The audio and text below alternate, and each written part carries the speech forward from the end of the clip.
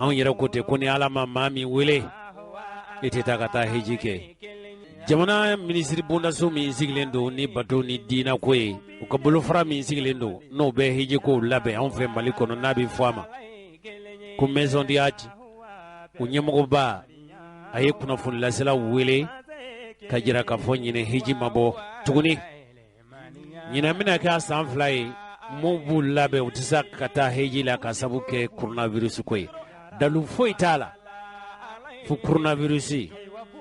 an bɛna bi dun kibaru daminɛ n'o de ye ka sanga hiji san 2021 ale bɔlen a ma diɲɛ alisilamɛ jamanaw la mali hiji soba n'o ye maison de haji ye a ye kunnafonidilaw wele dɛnɛ min n'a bɛnna juillet kalo tile 14 ma san 2021 ka taa ɲɛfɔli kɛ segin kɛra minisiri Dr Madu Kɔnɛ ale ka kunnafoni di ye minisiri Madu Kɔnɛ sira min di olu filɛ nin ne baden maliyɛnw plus précisément silamɛw an bɛ a fɔ aw ɲɛna bi k'a fɔ an fari funin tɛ kosɛbɛ mais ni ala ye ko min kɛ an bɛ to ala kɔ kibaruya min bɛ yen ni an bɛna la aw tulo kan bi kibaruya duman tɛ mais kibaruya jugu tɛ ala fɛ ni e mɔgɔ min ye ala ka ko taabolo faamuya o ye kibaruya jumɛn ye don salon aw b'a kalama k'a fɔ heji bɔra a ma an bɛɛ ye anw jigi la ɲinan kan n'o ye 2021 ye k'a fɔ ko heji bɛ kɛ mais anw ɲinangolomatɔ anw balila ka kibaruya sɔrɔ kibaruya gɛnni ka bɔ Magan jamana kan k'a fɔ ko ɲina heji bɔra a ma ko a tɛna kɛ bele tuguni information gɛnni na k'a sɔrɔ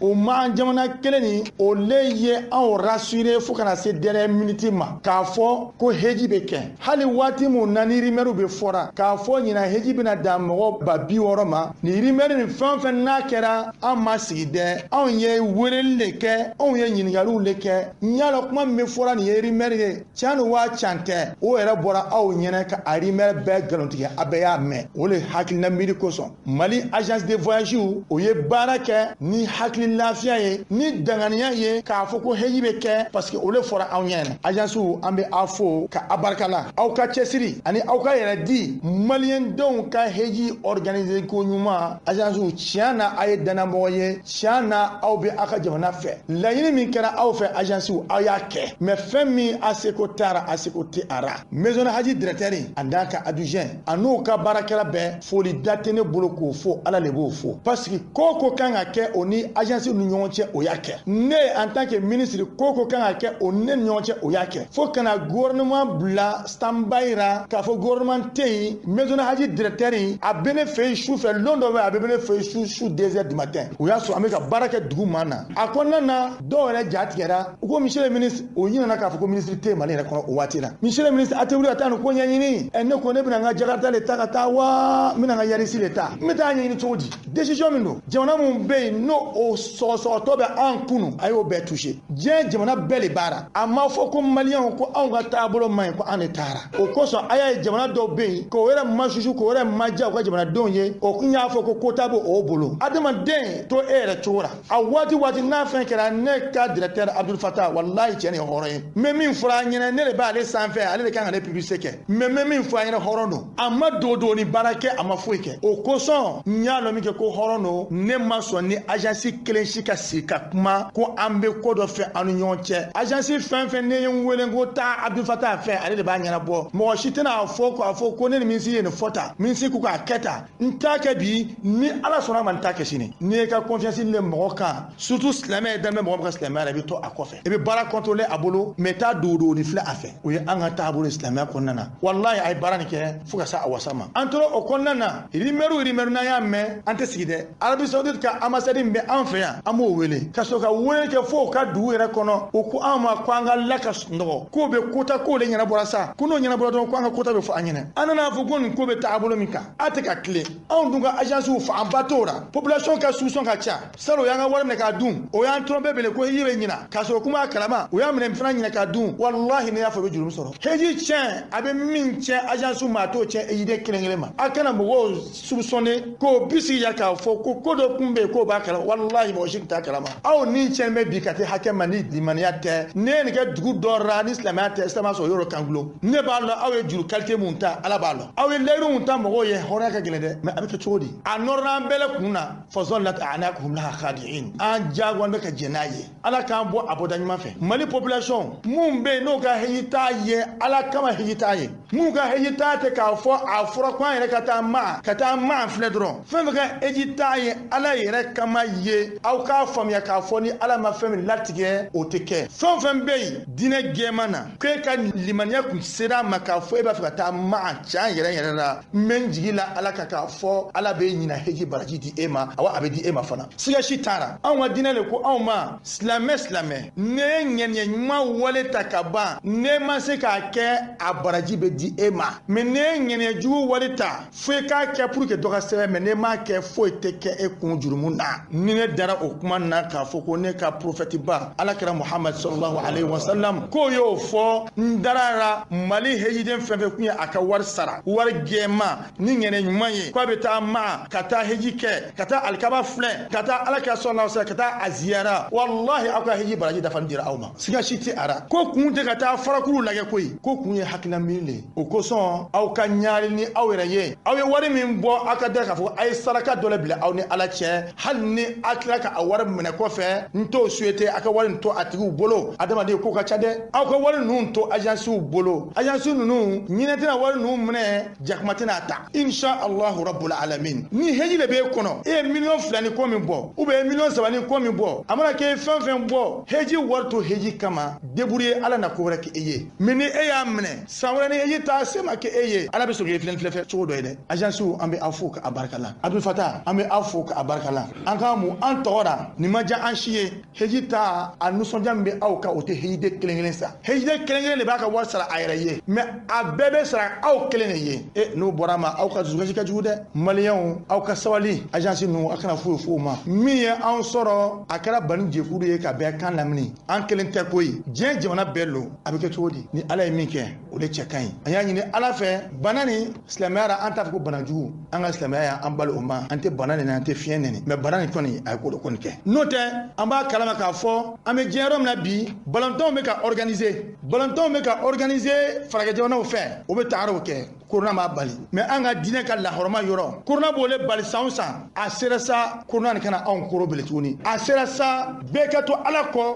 an ka korona ko bɔ an ka alikaba kora ero daminɛ na a ma mɛn hali ni tɛ balontan fɛ mais n kɔni b'a lɔ a bɛ ka kɛ lajɛnbaw bɛ kɛra musiciens bɛ ka musique la fan bɛɛ lajɛlen o kanangolonw o ni mɔgɔw bɛ bijoux dira ɲɔgɔn ma an b'a image la mais n t'a fɛ ka tɔgɔ fɔli kɛ ko dɔ la an k'an ka diinɛ bonya mais an bɛ k'o bɛɛ ye mais an bɛ ka bali heji ma a tɛ an bolo a bɛ dɔw le bolo n'o ma jɛnɛ a tɛ kɛ n ye min fɔ ne to kana il n'y a pas un syndicalisme mondial étatique pour faire face à ces problèmes n'o tɛ bi ko dɔ tun bɛ sɔn ka kɛ mais n bɛna mun kɛ ne baara ma en tant que ministre o kuma na n bɛna avion sama ka taa bila Saudiya dugukolo kan ne wa n tɛ se k'o kɛ o aw fana se ka diyagoya taa ni mɔgɔw ye ma diyagoya k'u fɔ ka heji kɛ o tɛ se ka kɛ an bɛ dugukolo dɔ le kan min ni tigi baara dugukolo dɔ le kan min n'o ka se n'o ka yakuya b'o o bolo an tɛ se ka foyi kɛ mun bɛ se ka anw kunu a kɛra o la an b'an ta mun an tɔgɔ la k'a fɔ ala k'a ɲɛ an bolo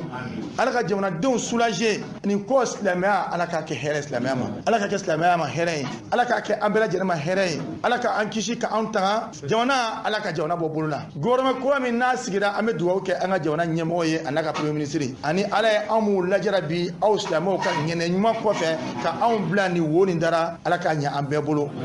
an bɛ baara fɛn fɛn kɛ an y'a ɲini ala fɛ ala k'a to an k'a kɛ ale dɔrɔn kama kana kɛ mɔgɔ kama ala an bɛ baara fɛn fɛn kɛ k'a to an k'a kɛ e kama an kana kɛ mɔgɔ kama ala anw bɛ baara fɛn fɛn kɛ a to an k'a kɛ e kama kana kɛ mɔgɔ kama silamɛya diinɛ ala k'a dɛmɛ ala ka silamɛw dɛmɛ ala k'a hɛrɛ k'an ye wasalamu alaikum wa rahmatulahi ta'ala wa barakatuh. Mali au conseil islamique tɔgɔ la imam docteur Ousmane Soliya Traoré ale ye farangali kɛ. Alhamdulillahi rabbil alamin wa sallallahu wa sallama wa baraka ala nabiyil karim wa alihi wa sahbihi ajma'in. An bɛ Alahu taala tanu ala mun bɛ a yɛrɛ sago la n'a ye fɛn o fɛn mun kɛ a b'a bɛɛ lajɛlen kɛ ka da kodɔn dɔ de kan kisi ani nɛɛma ko ɲini ka kɛ ala ka ciden ba kan n'a ka so dunkew ciden mun ne a y'a ka doni siri ka bɔ Madina k'a bɛ taa Magan ka taa umra kɛ yan'a ka don Magan kɔnɔ o y'a lasegi a segira ka taa kɔ o tɛmɛlen kɔ ka bɔ yen minisiri bɔla ka dantigɛli kan mun fɔ kuma caman tɛ o kɔfɛ nka fɛn bɛɛ ni a cogo don nin ye diina ko de ye nin ye ala ko ye diina bɛ nin lahalaya bila minɛ mun kɔnɔna la a ka kan maaw ka o fana faamuya diina sira fɛ sariya bɛ nin lajɛ sira damadɔ kan a fɔlɔ ye mun ye k'a bila Alahu Taala ka latigɛ minɛn kɔnɔ latigɛ sɛbɛnlen don ala bolo kabiri anw ma dan fɔlɔ ala y'a sɛbɛn k'a bila cogoya mun na hali ni diɲɛ bɛɛ ko k'an b'a bɔ o la o tɛ k'a bɔ o la o la mɔgɔ mɔgɔ mun bɛ ko in kɔnɔna la i ye ajansitigi ye o i ye ejiden ye o bɛɛ lajɛlen limaniya jɔsen wɔɔrɔnan ye k'i ka da Alahu Taala ka latigɛ la ni diɲɛ bɛɛ ko k'an bɛ taa maga ni ala ko k'aw tɛ taa a tɛ taa wa ni diɲɛ bɛɛ yɛrɛ fana ko k'a tɛ taa maga ni ala ko k'a bɛ taa a bɛ taa nin ye silamɛya ka minɛn fɔlɔ ye a filanan ye mun ye ka jigiya ɲuman ta ka ɲɛsin Alahu Taala ma baraji sɔrɔli la ala ka latigɛ fɛn o fɛn mun bɛ kɛ mumini ma bɛɛ ye hɛrɛ de ye Alahu Taala ka alikuranɛ kɔnɔna la wa man yakhruju min baytihi muhajiran ila Allahi wa rasulihi thumma yudrikuhu al-mawtu faqad waqa'a ajruhu ala Allah wa kana Allahu ghafuran rahima ko ne maa mun y'i ka doni siri ka bɔ i ka so k'i bɛ taa ala ma ni ala ka ciden ma saya y'i sɔrɔ k'i bali i taa yɔrɔ sɔrɔli ma k'i ka sara kɛla wajibi Alahu Taala kan ka d'a kan ala ye yafa masa ye ala ye hinɛ masa ye ka doni siri ka ala magɛ nin ye o sira dɔ ye maaw y'o ka wariw sara k'o ka programme labɛn a kama ka bolociw yɛrɛ kɛ k'i sigi k'a fɔ k'an bɛ na taa ko wɛrɛ nana don o n'a kɛli cɛ nin ye o ɲɔgɔnna de ye an b'a jigiya k'a fɔ bɛɛ lajɛlen ka sara binna ala kan o ye ala ka fusamantiya ye ka fusamantiya k'i ye i ka sara i k'o sɔrɔ ka sɔrɔ hali ma baara kɛ o ye Alahu Taala ka hɛrɛ dɔ de ye mun y'a kɛ salon a ye salon baraji sɔrɔ ɲinanta fana ka tila k'o baraji sɔrɔ nin ye jigiya ye an bɛɛ kan ka mun ta ka ɲɛsin ala ma ni ala sɔnna o baraji bɛ sɔrɔ ka d'a kan ajansiw bɛ jidenw ladonni mun kɛ o bɛ jiden bɛɛ ka baraji sɔrɔ ejiden kelen kelen fana b'i yɛrɛ ka baraji sɔrɔ salon a ye ŋɛnɛ mun siri eji kɛli kama ni ejidenw ye o baraji an b'a jigi ala b'a d'aw ma ɲinanta fana ala b'a d'aw ma san wɛrɛ ta an b'a ala deli o k'a sɔrɔ dayɛlɛli kɛra laɲini sɔrɔ la o ye ala ka bonisi de ye k'a kɛ aw ye ala k'o sabata an bɛɛ lajɛlen a fɛn sabanan ye mun ye ŋɛnɛ mun ne maaw y'a siri heji kɛli kama bɛɛ ka to i ka ŋɛnɛ kan ka d'a kan Alahu Taala bɛ jɔn sara ni ŋɛnɛ cogoya de o kɔrɔ ye duman ye ne ye ŋɛnɛ bɔ a ma k'a fɔ n tun y'a ŋɛnɛ nka n seginna kɔ n bɔla a kan o kɔrɔ de ye k'a fɔ k'i jɛna sara kɔ nka ni ŋɛnɛ bɛ yen fɛn mun bilala ŋɛnɛ kunkɔrɔ o fana bɛ to ŋɛnɛ kelen de kunkɔrɔ i ye fɛɛrɛ mun tigɛ a kama halisa i bɛ to a sira kan ka d'a kan Alahu Taala ka kumakan in na ko i bɔla i ka yɔrɔ so laɲinini kama ala laɲinini kama ciden laɲinini kama i ma segin kɔ dɛ ala m'a fɔ k'i taala n'i segila kɔ k'i sara bɛ yen nka i tola sira de kan i ma i ka laɲini sɔrɔ wali i sara k'i to a kan nin de ye alisilamɛ ka laɲini ye o de kama dɔnnikɛla dɔ ka kumakan bɛ yen Sheikh Muhammad Nasir Din Albani rahimahullah a ko mɔgɔ bɛ sara ni sira ɲuman tali ye maa dama i ma bɔ a kan n'i bɔla a kan de k'i bɛ bali sara ma n'i sara k'i to a kan n'i tun sela a kun na sara mun bɛ d'i ma ko Alahu Taala b'o sara d'i ma donc o kɔrɔ de ye k'a fɔ an bɛ sira mun kan sira ɲuman don jamanaden bɛɛ ka faamuya ta nin cogoya la ala y'a kɛ kun mun kama Alahu Taala de b'a dɔn jɔnw tɛ se ka Alahu Taala ka latigɛ gundo bɛɛ dɔn a dɔ la ni maaw t'a la ko bɛ taa sɔrɔ mun b'a to n'o bɛ nimisa ko mun an taara ɲina ala de b'o dɔn ala mun b'o dɔn a bɛ na ni sababu dɔ ye diyagoya ni k'a yɛlɛma nin bɛ i n'a fɔ alakira sallallahu alaihi wasallam a bɔla Maka a Madina k'a bɛ taa Maka kilo 400 ani kilo 25 k'a tɔgɔma ɲaamɛw la ka taama sen na ka taama falenkuruni sanfɛ a selen Maka ani Maka tɔ tɛ tɛmɛ kilo 25 kan o taara alakira kunbɛn yen sallallahu alaihi wasallam ko an ma jɛn n'i ka doni ye o ni kira ye bɛnkan kɛ kira segila o ye sulhul hudaybiya dilan o cogo de la alakira segila sallallahu alaihi wasallam mun tilala ka taa bɔ a kɔnɔna la inna fatahna laka fathan mubina ala ko k'an ye dayɛlɛli kɛ dayɛlɛli bangeli la magan dayɛlɛli kɛla o de la ka maaw dontɔla ye Alahu Taala ka diina kɔnɔ fi diinillahi afwaja o bɛ ka don jamakulu nin bɛɛ lajɛlen bɔla duman de kɔnɔ kira segili mun kɛla n'o tɛ n'ala kira tun ko fo diyagoya an ka don de joli bɔnna la diina ye ɲɛtaga mun sɔrɔ tun tɛ k'a kɔnɔna la o de kosɔn an bɛ nin bila nin minɛn kɔnɔna la ka mun an tɔgɔ la ni Alahu Taala sɔnna hɛrɛ don alisilamɛw ma hɛrɛ don silamɛya ma a hɛrɛ bɛna taa poyi don mun na an b'a nata ko ala tun ka bonya ka tɛmɛ nin kan o la k'aw fo k'a fara minisiri ka foli kan o conseil tɔgɔ la ka Alahu Taala deli ala k'a kɛ alisilamɛw ma hɛrɛ ye ala k'a kɛ silamɛya ma hɛrɛ ye ala k'a kɛ basigi ye an ka jamana kɔnɔna la a faamu ɲuman ala k'o dusu di silamɛw bɛɛ ma a faamu ɲuman ala k'o hakili ɲuman di an ma ala k'a ko fu an na ala k'a kun an na k'a fo an na k'a ko laban bɛɛ lajɛlen bolo hɛrɛ la rabbana atina fi dunya hasana wa fil akhirati hasana wa qina adhaban nar rabbana la tuzigh qulubana ba'da idh hadaytana wa hab lana min ladunka rahmatan innaka antal wahhab allahumma aslih lana dinana alladhi huwa ismatu amrina wa dunyana allati fiha ma'ashuna wa akhiratana allati fiha ma'aduna waj'al al-hayata ziyadatan lana fi kulli khair wal mauta rahatan lana min kulli shar allahumma inna nas'aluka ridha بعد القضاء والراحة العيش بعد الممات والتوبة قبل الممات يا العزيز يا الغفار يا رب العالمين. اللهم صل على محمد وعلى آل محمد وسلم. سبحان ربك رب العزة عما يصفون والسلام على المرسلين والحمد لله رب العالمين. جمنا مربو نابي فما كو gouvernement akura sigira abe fo menu ma ko ministriw ango chake bunda su menu ni jamana kembe kisinzi a chake bunda su ma o nyemogo ba olu nyemogo baw abe fo lu ma ko ministriw jamana marabina khalifa bara menu be no bara kumba uye o bara kuma ba menu no lukanga ke faso kono jamana ye o chake bunda su ubun wala ukulu sigi nazarakana be fo de ma ko ministère o ministre marakulu nunu ministriw ma mugani shegi o mugo mugani shegi na nani bala olu ye solasi uye woro bala olu ye muso uye o ministri mugani shegi na dobe hali ni ministri ya jorobe olu bulo olu sirila ministri bunda soula na be fo mako ministre délégué ina foka mado sigi ko kechidenye o chake bunda so bulo fara ulangu ministri u ka korosegi nga ministri ya togobe ula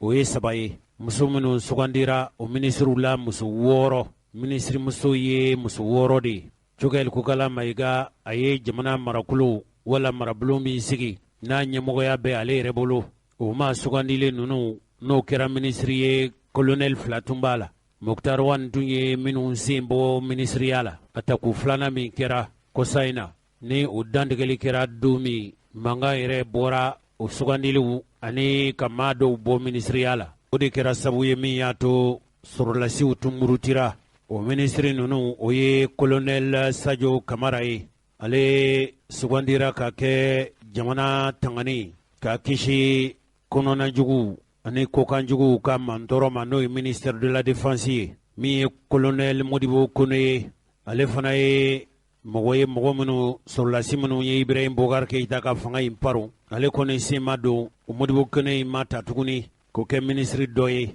nka maa wɛrɛ de bɛ yen n'o fana ye sɔrɔlasiw ye sɔrɔlasi minnu ye ibrahim bokar keyita ka fanga in paro n'o ye kolonɛl ismail wage ani lieutenant kolonɛl abdulayi mayiga olu tun bɛ jɔda min na olu tora jɔda la kolonɛl ismail wage ale ye cɛfɔ ani kanbɛn malidenw ni ɲɔgɔn cɛ o bɛ se ka segin cogo min ale tun bɛ o de la ale tora a nɔ na kolonɛl abdulayi mayiga jamana kɔnɔna marako fɛn o fɛn bɛ yen n'o ye fanga bɛ cɛsigi minnu kɛ k'u bila ka taa jamana maradugu la ani jamana yɛrɛ bɛ mara ni dabali ni fɛɛrɛ minnu ye ale ye o minisiri ye cɛ dɔ bɛ yen ale ye sariyatigi ye jamana sariya kɔlɔsili a n'a matarafabaga tun y'ale ye a bɛ fɔ min ma ko procureur ale tun ka baara ye yuruguyurugu ni foroba nafolo jugujuguyali min bɛ kɛ o sɛgɛsɛgɛli ani o nɔminɛli kiribulon min bɛ yen wala o nɔminɛli bulon min bɛ yen n'a bɛ fɔ a ma ko pôle économique ale tun ka baara y'o ye ale taara ka kɛ jo sariya minisiri ye hadamadenya yɛrɛ hakɛ o bɛ matarafa minisiri bondaso min na fɛn o fɛn ye jamana foroba tamasiyɛnw ye o kɔlɔsilikɛla n'o ye gardeso ye abulayi job ale tun ye minisiri kɔrɔ ye ibrahim bokar keyita tun bɛ fanga na ale seginna ka na mali ani jamana duniya jamana tɔw ni ɲɔgɔn cɛ o kow ɲɛnabɔli fɛn o fɛn bɛ yen n'o ye jamana kɔkankow kow ɲɛnabɔli mali yɛrɛ ni duniya jamana tɔw ni ɲɔgɔn cɛ ɲɔgɔn sira taama tɔnɔ siraw ani fɛn o fɛn bɛ yen n'o bɛ jamana fila ni ɲɔgɔn cɛ kow kunkan ale kɛra o minisiri ye kibaruyaw ye fɛn min sɔrɔ o ye k'a fɔ maa fila bɛ yen kɛlɛbolo min bɛ yen n'o ye ibrahim bokar keyita tɔgɔla ma tɔgɔla minnu kɛra wulikajɔ kɛbaa ye ka ibrahim bokar keyita ka fanga in kɛlɛ ni cogo le yɛrɛ ye olu ka cogɛli kokala mayiga minisiri premier ministre kura o ka kulu mɔgɔw don minnu ye ibrahim bokar keyita ka fanga kɛlɛ o jama ɲɛmɔgɔ ba fila o ye ibrahim isaka mayiga ye fɛn o fɛn bɛ yen n'u bɛ tali kɛ mali jamana labɛn a lakɔrɔyali labɛn n'a bɛ fɔ a ma ko refondation ka dabali ni fɛɛrɛw tigɛ mali yɛrɛ bɛ se ka labɛn ka jɔ jɔcogo kura min na ale ye o minisiri ye wa jamana yɛrɛ fanga bondasow ni ɲɔgɔn cɛ olu sira taama fɛn o fɛn bɛ yen n'o ye jamana yɛrɛ ɲɛmɔgɔya bondasow ye u ni ɲɔgɔn cɛ sira bɔli ale ye o minisiri ye umaru jara ale kɛra minisiri kɔrɔsigi ye sabu ministre bundaso dɔ sigilen don jamana kɛnɛya ko jamanadenw ka kɛnɛya ko ani fɛnɛ fɛnko fɛn bɛ yen n'o ye magɔn ye hadamadenya dilasira a n'a jɔsiraw la ale ye o ministre ka ministre dangan ye nka ministeriya jɔyɔrɔ b'a yɛrɛ bolo umaru jara kɔni an ye kibaruya minnu sɔrɔ imam umaru jara kibaruya minnu fana b'an bolo o ye kɛlɛbolo minnu bɛ yen n'olu ni mali tun ye bolonɔbila kɛ cɛfɔ ni kanbɛn bɛn ka wele sɛbɛn na olu ka maa minnu tun bɛ ministeriya la olu seginna olu taara tacogo kura la kumalasurunyana muso 6 o ye olu de sugandira o muso 6 la kelen b'a la ale ye ministre ye nka kɔrɔsigi don jamana marabolo ɲɛmɔgɔ yɛrɛ n'o ye Cogɛl Kukala Mayiga ye ale ka kɔrɔsigi dɔ don nka ministeriya jɔyɔrɔ fana b'a bolo nin kibaruya fana a sɛbɛkɔrɔ walanwalanla kunnafoni lase sɛbɛn o sɛbɛn bɛ n bolo kɔrɔ yan i n'a fɔ l'indépendant ale y'a jira k'a fɔ juma tɛmɛnen ko jamana marabaaw olu ka kulu sigira ko min ye colonel Modibo Kone ye ale ka ministeriya jɔyɔrɔ o dira colonel major Dawudu Ali Mohamedine ale ye yan'ale ka sugandi ale tun ye sɔrɔdasiw ka daga ɲɛmɔgɔw ka dangan ye n'a bɛ f'o ma ko chef d'état major général adjoint des armées sɔrɔdasi minnu ye Ibrahim Bokar Keita ka fanga in paro u ka ɲɛmɔgɔ sabanan o fana tun bɔra gouvernement na Muktar Wan tun y'o bɔ gouvernement na ko a fɔra k'a fɔ u kɔni siga kɛnbɛw ma k'a fɔ jamana yɛrɛ ɲɛmɔgɔya bondaso min sigilen don fanga kɔlɔsili la ni cakɛ bondaso min n'a sigara k'a fɔ ko maa o maa b'a fɛ ka dankari jamana fanga na n'a bɛ fɔ a ma ko sécurité d'état k'ale bɛna kɛ o ɲɛmɔgɔ ye n y'a jira u la k'a fɔ min ye colonel Abdulayi Mayiga ye ale tora a ka ministeriya la sabu jamana kɔnɔna marako ani fanga cɛman bɔli colonel Abdulayi Mayiga tora o la min ye colonel Ismail Wage o colonel Ismail Wage tuma min na Ibrahim Bokar Keita ka fanga paruna ale tun ye sɔrɔdasiw ka dandegelikɛla ye ale fana cɛfɔ ni kanbɛn o bolonɔbila kɛra o sɛbɛn min na n'o ye accord d'Alger ale de bɛna kɛ o sɛnsɛnkɛbaga ye kɛlɛbolo 2 minnu bɛ yen n'o ye coordination des mouvements de l'Azawad MLA ni o banbanci kulu ninnu ministre bondaso kelen dir'o ma olu ka mɔgɔ min bɛ yen o ye Musa Agatayɛr ye ale tun bɛ ministre bondaso min na o seginna o ministre bondaso ye n'o ye denmisɛnw ni farikolo ɲɛnajɛ wa fɛn o fɛn bɛ yen n'o bɛ tali kɛ jamanadenw k'u kolokolo k'u ni lami jamanaden ɲumanya ka faso joli fasodenw fɛ u ca n'u baaraw ale sugandira ka ko ministre ye Mahamadou Ould Mohamed o ye ministre bondaso min sigilen don fɛn o fɛn ye mansinma baarakɛfɛnw ni sanni feere ale kɛra o ministre ye Haruna Toure n'ale tun bɛ furuba baara la ale bɔra o ministeriya la ka taa sanni feere ani julaya ale kɛra o ministre ye fɛn o fɛn ye jamana sɔrɔ ni nafoloko ye dabali ni fɛɛrɛ minnu bɛ tigɛ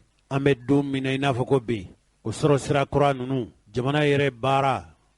baara bondaso min sigilen don jamana ka mara labɛncogo kuraw la min ye Alhamdu Ag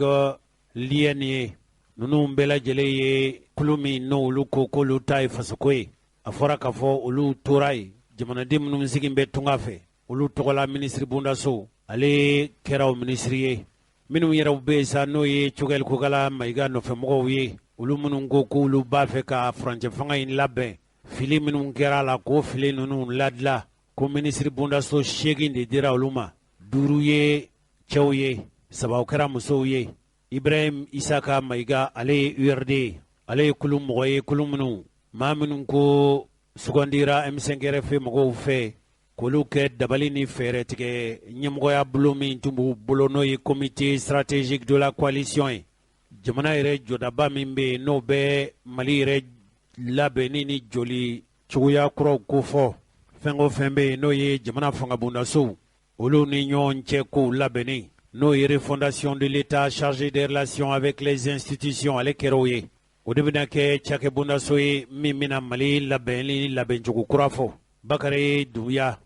Dumbuya fana tun ye Cogɛl Kukala Mayiga nɔfɛkulu mɔgɔ dɔ ye ale sugandira ka kɛ ministre bondaso min sigilen don jamanaden minnu n'olu ye baarakɛlaw ye o ye kɛnyɛrɛ ye baarakɛlaw dabali ni fɛɛrɛ minnu kan ka tigɛ min b'a to o baara ɲini ani o baarakɛ bondaso olu jɔli dabali fɛɛrɛ ani baara a n'a degecogo ɲuman n'o ye département de l'entrepreneuriat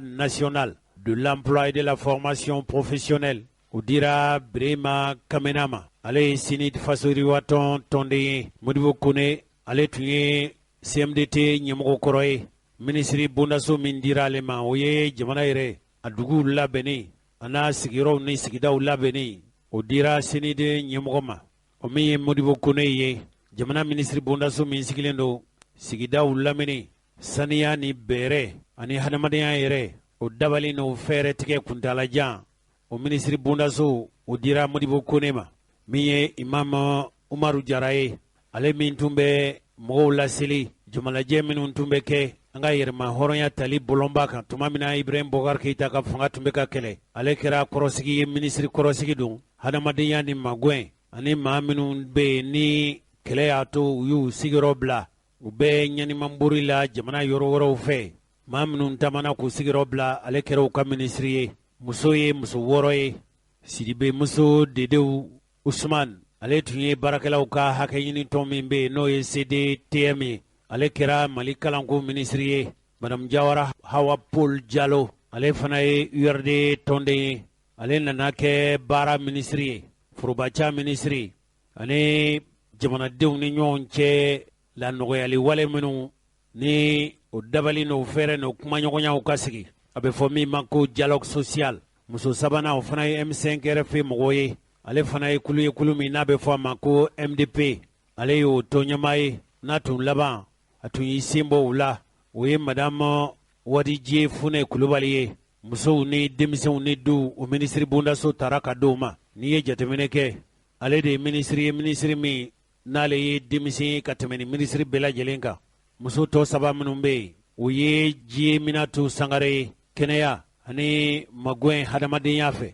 Ale y'o ministri ye. Madame Dambele Madina Sisoko. Ale ye Mali talifɛnkow ni sirabaw olu labɛn ni ministri ye. Ale ye Général Dayiru Sanu. Ale ye Général Dayiru Ibrahima Dambele. Ale y'o furumuso ye. Fatumata Seku Diko. Ale ye kɔrɔsigi ye. Jamana marabolo n'o ye premier ministre ye u kɛrɛfɛ u ka kɔrɔsigi don. Yɛlɛma minnu kan ka don n'o ye politique dabali ni fɛɛrɛ ni fanga bundaso olu labɛnni o ministri ye ale ye. N y'a jira u la ko n'i ye jateminɛ kɛ muso ye 6 de. Ministri 28 ninnu na 3 b'a la o ye ministri kɔrɔsigi ye. Madame Fatumata Seku Diko. Ale talen kɔfɛ jamana sariyatigiw olu tɔgɔla hakɛ ɲini bundaso min bɛ yen n'o ye syndicat de la magistrature ye. O ka jɔda falen don maa min fɛ o ye procureur Mamadu Kasoge ye. Ale kɛra jo sariya ministri ye. Anduguli Gindo. Ale kɛra ministri ye. Alpha Omar Konare denmuso tun bɛ jɔda min na n'o ye Dongo ni Seko ani Danbe ministri. Ale kɛra o ye. Ali Husseinu Sanu ani Lamine Seydou Traoré. A fɔra k'a fɔ ninnu ye mɔgɔw ye mɔgɔ minnu ka surun sɔrɔlasiw la bi kosɛbɛ k'olu seginna ka na. Ministri Bundaso min bɛ jamana sɔrɔ ni nafoloko ministri o kɛra Ali Husseini Sanu ye. Ɔ Seydou Traoré o kɛra ministri min sigilen don fɛn o fɛn bɛ yen n'o ye dugujukɔrɔ nafolo ye ani funtenimafɛn minnu ni baara bɛ se ka kɛ n'o ye fo ka se jiko ministri ma. Ale b'o jɔda de la. An balimaw aw ye lamɛnli kɛ nka kunnafoni jɔnjɔn dɔw y'a sɔrɔ k'a fɔ Ibrahim Bokar Keita fɛ mɔgɔ minnu bɛ yen n'olu tun faralen don Ibrahim Bokar Keita kan olu maa si ma sɔrɔ ministriya la. O de la min yɛrɛ ye parena ye ale ko olu ka tɔnbolo fara ko ministri sigi jigi tun falen don yan'a ka sigi ko nka ko a sigilen kɔfɛ ko a kɛra a ma kɛ ni wasa ye fiyewu. Olu y'a jira k'a fɔ a tun fɔra k'a fɔ bɛɛ da bɛna don wala bɛɛ sen bɛna don jamana mara la k'o ma bɔ o sira fɛ. Ko nin dun ye fɛn ye fɛn min CEDEAO mɔgɔw tun y'a wajibiya ka fɔ bɛɛ sen ka don a ko la. O ye parena ɲɛmɔgɔ ye. Sɛbɛnw bɛ n bolo kɔrɔ yan minnu y'a jira k'a fɔ ko Cogɛl Kokala Mayiga yanni gouvernement bɛ sigi a tun ye layidu dɔw ta k'a fɔ a bɛ jamanaden bɛɛ wele. Hali a ye dantigɛli minnu kɛ a sigilen a tun y'a jira k'a fɔ maa si tɛna kɛ bolo kɔfɛ fɛn ye. Maa o maa ne miiri la k'a fɔ i ka jɔda bɛ jamana jɔli la wele bɛ bila bɛɛ ma. Jamana marabolo sigira aw ka mɔgɔmaya la dakuruɲɛ kelen yɛrɛ minnu yɛrɛw bɛ yen tuma dɔ la k'u ni Ibrahim Bokar Keita jɛra ka baara kɛ ɲɔgɔn ɲɔgɔn fɛ olu ka maa si ma yala nin dun ye fɛn minnu an ye sɛbɛn minnu ye k'a fɔ tɔn bɛ i n'a fɔ aw ka tɔn ko y'a jira k'a fɔ layidukan minnu tun taara cogɛli fɛ ka jira k'a fɔ ko a bɛna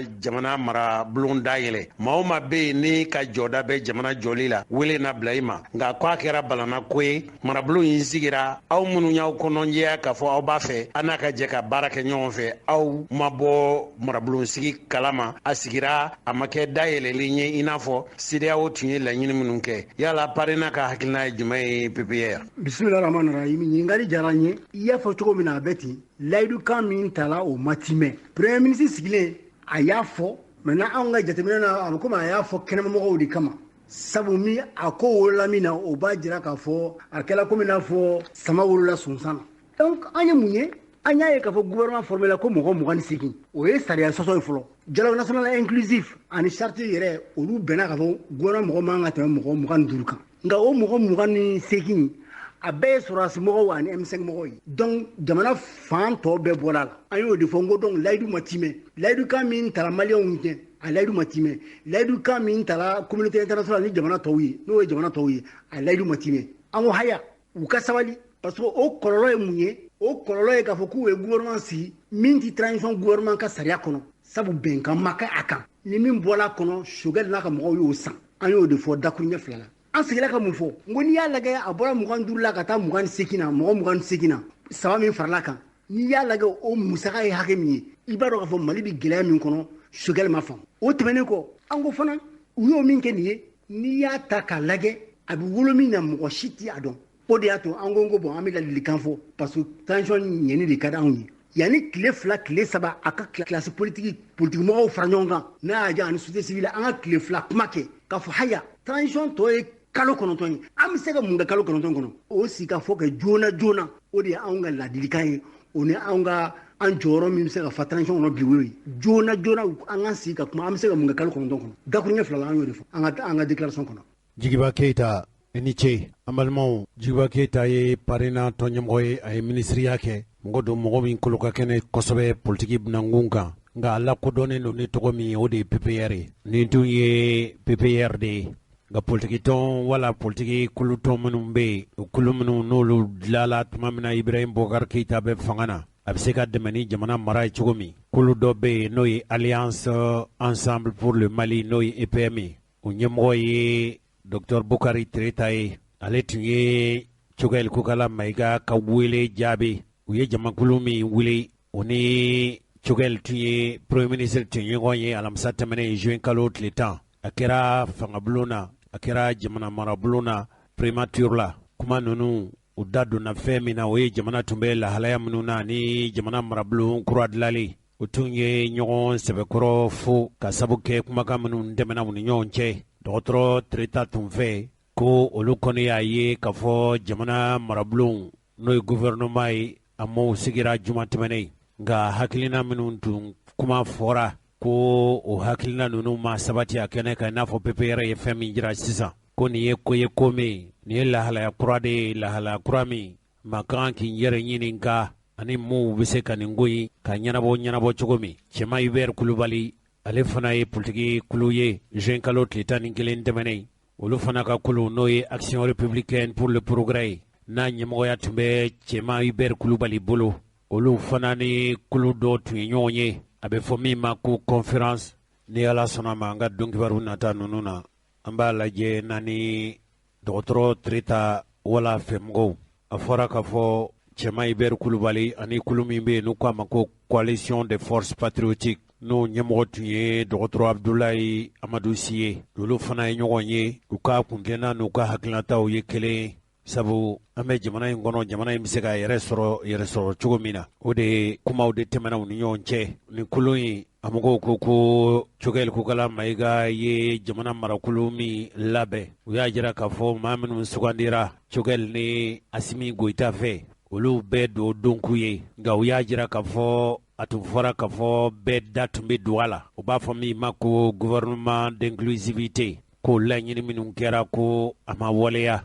nka u ko bɛn'u seko kɛ min b'a to farancɛ fanga in wasa bɛ sɔrɔ a la kulu min be n'a bɛ fɔ a ma ko Alliance pour la démocratie au Mali, Parti africain pour la solidarité et la justice n'o ye ADEMA ye. O ɲɛmɔgɔya bɛ professeur Cɛmɔgɔ Sangare bolo. Olu fana y'a jira k'a fɔ gouvernement kulu in sigira k'u bɛ dugawu don k'u ye baara minnu dir'u ma. Nka olu yɛrɛ u fana y'a jira k'a fɔ k'olu nimisalen don. Sabu gouvernement jamana marakulu min sigira n'a tun fɔra k'a fɔ bɛɛ sen bɛna don a la wala bɛɛ da bi don a la yanni a kulu in b'i sigi. Olu tun jigi b'a kan wala tun fɔra k'a fɔ ko jamana wa politiki tɔnw bɛɛ lajɛlen sen bɛ don a la ko nka u ma bɔ a sira fɛ. O kɔni bɛ fɛn min kanu o ye k'a fɔ jamana marabaa kura ninnu u ka dabali gwɛlɛnw tigɛ kɔnɔguwanko minnu bɛ Mali la o kɔnɔguwanko ninnu n'o de ye kana ye ani lakana ye ani jamana ɲɛmɔgɔw olu sugandili k'u sigi fanga na n'o ye jamana halaladenw ka fanga ye a ka kɛ ni jɛlenya ye a kana labɛn maa si kɔ a ka kɛ ni laadiriya ye. ADEMA ko olu kɔni b'u cɛsiri cogo bɛɛ lajɛlen na min b'a to furancɛ fanga in bɛ se ka ɲɛ sɔrɔ nka u y'a ɲini u jɛɲɔgɔnw fɛ u ka kɛ maa sɔmilenw ye bɛɛ ka i cɛsiri min b'a to layidukan minnu taara layidukan ninnu bɛ se ka timɛ cogo min ye kodɛm ye. Olu ko maa minnu sigira Cogɛl Kokala Mayiga ni Asimu Goyita fɛ n'o ye jamana marakulu kura ye k'u bɛɛ don k'u ye u b'u fo sugandili min kɛra wa u b'a ɲini u fɛ k'u cɛsiri malidenw bɛ se ka hɛrɛ sɔrɔ cogo min fɛn o fɛn ye olu seko ye min b'a to jamana in bɛ se ka mara ni jɛlenya ye ka jamana in segin a yɛrɛ ma yuruguyurugu bɛ se ka kɛlɛ cogo min kana ni lakana bɛ se ka sabati ka Mali kɛ misali ɲuman ye layidu minnu taara k'a fɔ ko wote bɛna kɛ o wote ninnu ka kɛ o ye kodɛm hakilina ye min ye Cogɛl Kokala Mayiga yɛrɛ tɔgɔlakulu ye n'o ye Rassemblement des forces patriotiques ye mouvement du 5 juin. Olu ko olu bɛ Asimu Goyita ni Cogɛl Kokala Mayiga k'u b'u fo u sera ka jamana marakulu in dilan min b'a to jamana in bɛ se ka sɛnsɛn wa nin kɛra dayɛlɛli de ye u b'a ɲini u fɛ min ye jamana marabaaw ye k'u cɛsiri cogo bɛɛ lajɛlen na jamana in bɛ se ka la wuli ka jɔ ni dabali ni fɛɛrɛ minnu ye u ka kɛ makɔnɔjɛlenw ye danbetigiw ye u ka kɛ layidutigiw ye fɛn o fɛn bɛ yen n'o ye M5 RP mɔgɔw ka olu kɔni ta fan ye u b'u cɛsiri cogo bɛɛ lajɛlen na Mali kɔnɔ ka don nin kulu in jigiya kɔrɔ min b'a to laɲiniw bɛ se ka sɔrɔ wa maliden minnu sigilen don Mali kɔnɔ ani jamana kɔkan bɛɛ k'i cɛsiri min b'a to jamana in bɛ se ka a yɛrɛ sɔrɔ cogo min Mali ka ta dakun kura la min bɛna kɛ maliden bɛɛ lajɛlen olu ka wasa n'u ka laɲiniw bɛ sɔrɔ ni ye Madame Si Kadiatou Sow ni y'ale ka kuma ye. An balimaw politiki tɔn min bɛ yen n'a bɛ fɔ a ma ko yɛlɛma n'i y'olu tɔgɔ lajɛ olu yɛrɛ kɔni ka tɔn o ka kan ka olu ka kuntilenna jira an kɔni ma tɔn in ɲɛmɔgɔ sɔrɔ nka u ka tɔn ɲɛmɔgɔ kɔrɔ min bɛ yen n'o ye Musa Mara ye basila i t'a lajɛ n'an sera ka Musa Mara sɔrɔ hali n'ale tɛ tɔn ɲɛmɔgɔba ye bi tɔn in tɔnden don yala a ka hakilinata ye fɛn min ye sabu ale fana dɔyɔrɔ bonyana jamana marako la kosɛbɛ a ye minisiriya kɛ a ye mairiya kɛ a ye premier ministeriya kɛ basila bisimila Musa Mara i bisimila. Jose assalamu alaikum an bɛ fo an bɛ lamɛnbaga bɛɛ fo an bɛ dugawu k'i ye i bɛ faso jɔ baara min na kunnafoni ɲuman dili a sɛnsɛnni kan na maaw b'a faamu kan min na an bɛ dugawu k'i Ala k'i bolo mɛn i ka baara la fɔlɔ ye min ye an ye gouvernement kura sɔrɔ an bɛ dugawu de k'u ye Ala ka faso bɔ dingɛ kɔnɔ ka a garijɛgɛ ɲuman k'a d'u ma u bɛ furancɛ fanga min baara la Ala ka a kuncɛ hɛrɛ la Ala k'u kɛ faso jɔbagaw ye Ala k'u kɛ maa ye maa min bɛ jamana bila u yɛrɛ bakun sanfɛ Ala ka bɛn sabati u ni ɲɔgɔn cɛ an bɛ dugawu de kɛ gouvernement ye bawo ne bɛ deli k'a fɔ bɛɛ tɛ se ka don gouvernement na minnu mana garijɛgɛ sɔrɔ an ka olu dɛmɛ u ka baara la tumani de don kalo 8 kalo 9 furancɛ fanga in maaw kan ka bila baara la maa minnu b'u ɲɛsin baara dɔrɔn ma u tɛ don yuruku la u tɛ don u yɛrɛ dilanni na u tɛ don u ka tɔn dilanni na u bɛ don jamana dɛmɛni de la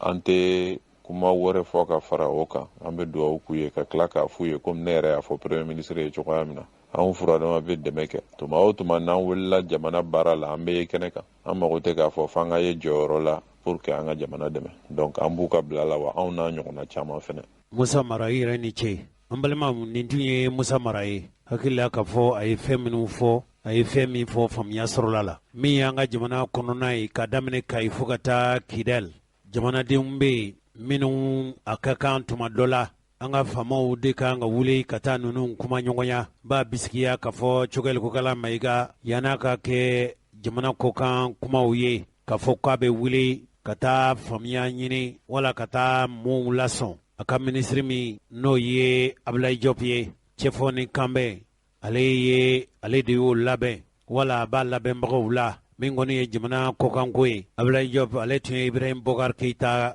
ka minisiri kɔrɔ dɔ ye. Fɛn o fɛn bɛ yen n'o ye Mali ani jamana wɛrɛ cɛ koɲɛɲɛnabɔ ye an ye kibaruya minnu sɔrɔ a fɔra k'a fɔ ale y'o dɔnnangana ye. Maa b'a bisigiya k'a fɔ n'i y'a ye ani Asimu Koyita u ye Abdoulaye Diop ta takun b'a la olu fɛ. Olu ye kulu labɛnnen ye dɔw ko coalition pour le soutien à la transition. Nin ye wulikajɔ kulu ye minnu ni olu ko u bɛ jɔ furancɛ fanga sɔrɔlasiw yɛrɛw dɔrɔn tɛ furancɛ fanga jigiya kɔrɔ. Olu ka kolatigɛla o ye Musa Watara tɔgɔ dɔ ye. I n'a fɔ Musa Mara ye fɛn min fɔ sisan o de ye k'a fɔ farafarali ni fadenya nka nin kuma in yɛrɛ fana fɔra Asimi Goyita fɛ. An ka ɲɔgɔn sama jɔyɔrɔko la, an ka ɲɔgɔn sama k'a fɔ n sen ma don a la tuma dɔ la. Hali minnu yɛrɛw b'a fɔ k'a fɔ an sen ma don a la kɛ. Cogɛli Kokala Mayiga tun ye layidu ta mɔgɔw ye k'a fɔ Asimi Goyita tun ye min fɔ a ye. Ne hakili la k'a fɔ an ka dunkibaru tɛmɛnen ninnu na Cogɛli y'a jira k'a fɔ wele bɛna bila bɛɛ de ma. O yala mun de y'a kɛ mɔgɔw bɛ mɔgɔw la i n'a fɔ kulu dɔw olu sen ma don a la ka kɛ kun jumɛn ye. Tuma dɔ la waati nata ninnu na ɲɛfɔli bɛna kɛ o siratigɛ de la min ye an baaraɲɔgɔnw ye arajo minnu bɛ yen n'o ye an baaraɲɔgɔn ye an t'a lajɛ n'an sera ka o mɔgɔw sɔrɔ. Min ye gouvernement kura fana sigi cogo ye gouvernement kura sigi cogo kɔnɔ o y'a sigi ni dungana k'a fɔ k'a sigira tiɲɛ kan a ma sigi tiɲɛ kan dɛ parce que u ye fɛn o fɛn fɔ fɔlɔ ko o si ma ɲi u yɛrɛ tilala k'u bɛɛ lajɛlen k'a kɔnɔna na ya dɔw b'a jira kɔni k'a kɛra cogoya min na k'o fana ye hakilila ko de ni jamana tora nin cogoya jamana tɛ ɲɛ koyi k'a fɔ ko min mana wuli n'o ma kun don yɔrɔ sɔrɔ u ka wuli k'a fɔ k'a ma ɲɛ u ka wuli ka mankan ci ni min kun ma sɔrɔ yɔrɔ sɔrɔ u ka wuli ka mankan ci k'a kɛcogo ma ɲɛ a ka k'o tigi hakilila ye n'an tora ten jamana tɛ ɲɛ dɛ dɔ de b'a to dɔ ta la ni min ma don yɔrɔ sɔrɔ dɔrɔn sitanɛ ka wuli ni min ma don yɔrɔ sɔrɔ sitanɛ ka wuli o tɛ se ka kɛ jamana ye dɛ ne kɔni bɛ min kɔni fɔ gouvernement sigi cogo a ma ɲɛ pewu parce que o y'a kɛ ni dungana ko de a ma kɛ tiɲɛ kan o ye ne kɔni ka fɔli. Choguel kɔni a diyara mɔgɔ ye a ma diya mɔgɔ ye jamana ye den dɔ de don Choguel ka problème ye min ye ne bɛ min fɔ a la a kelen tɛ o a bɔra yɔrɔ min a b'a dɔn Choguel bɔra yɔrɔ min a b'a dɔn n'a ma ɲɛ a bolo a bɛ fɔ a ye o bon o mɔgɔw de don k'a fɔ ko an bɛ nafolo ɲini ou bien fɛn u ko kuma u mago b'o de la n'a kisira juguw tɔɔrɔ ma an ka politicien jugu ninnu tɔɔrɔ ma jamana ye a b'a kɛ ko dɔ ye wallahi a b'a kɛ ko dɔ ye mais Mali ye fɛn dɔ ye ni maa o maa nana k'i bɛ jamana i b'a fɛ k'a bɔ bolo la mɔgɔw de bɛ dɔw de bɛ u b'i sen dili tigɛ il faut k'an ka hakili to o de la maliyɛnw yɛrɛ de man kan ka sɔn ma an ka ŋaniya kɛ kelen ye dɔrɔn a ma ban wa. Sowali ka premier ministre ya kɔni tiɲɛ yɛrɛ la a ma bɛn ne yɛrɛ ma parce que fasojɔlaw tɛ o tɛmɛlen kɔ ka bɔ yen gouvernement kura sigicogo ma ɲɛ parce que fɔlɔ ta sigilen u ye fɛn o fɛn fɔ k'o ma ɲɛ o bɛɛ kɛra la u sigilen bɛ k'u lajɛ u ma fɛn f'o la ne yɛrɛ kɔni hakilila la sigicogo ma ɲɛ ne fɛ ko tɛ ne hakilina y'o min dala k'a kɛ ka ɲɛ dɔrɔn a tigi ka bɔ yen o de ka fisa n'o tɛ ni jɛgɛ kelen ko k'a b'a bɛɛ tun bɛ an b'a bɛɛ gɛn ka bɔ yen a bɛɛ o cogoya kelen ye an ye wulikajɔ ɲɛdɔn tɛ dɛ awa an dafɛ jamana bɛɛ b'a la k'an ladege donc ça veut dire que farafinna bɛ na k'a ɲɛ curun ni ala ni olu yɛrɛ ka réseaux sociaux ko ninnu ye wasalam ne bɛ se ka min fɔ ala kɔnɔ o ye nin de ye. Choguel ka premier ministre y'a ɲɛna yɛrɛ de mais gouvernement sigicogo o yɛrɛ ɲɛna. Ne ye Buran Sanogo u b'a fɔ ne ko radio Buran ne ye sɛnɛkɛla de ye i ye kuma minnu fɔ Choguel a ye ministre minnu ta ne bolo ministre ninnu a tacogo ɲɛna parce que ne yɛrɛ bɛ Mali gouvernement dɔn kosɛbɛ n bɛ se k'a fɔ depuis Moribo tile fɔ bi mɔgɔ mɔgɔ ministeriya kɛ Mali kɔnɔ hali tile kelen ne b'a bɛɛ dɔn a cɛ ni muso i tɔgɔ ni jamu i tun ye so min na tubabukan ni bamanankan mais ko fɔ fɛn tɛ ɲɛ maliyɛn fɛ n'o tɛ gouvernement in tacogo ɲɛna